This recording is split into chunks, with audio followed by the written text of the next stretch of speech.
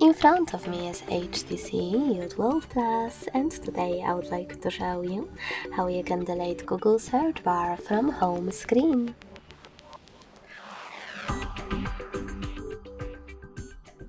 All you need to do is hold your search bar and wait for remove option to show up.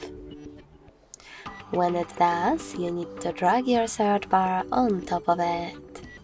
So when I do that, as you can see, my search bar turned red, so now it's the perfect time to let go. As you can see, my search bar is now removed. Thanks so much for watching. If you enjoyed this video, don't forget to leave a like, comment and subscribe.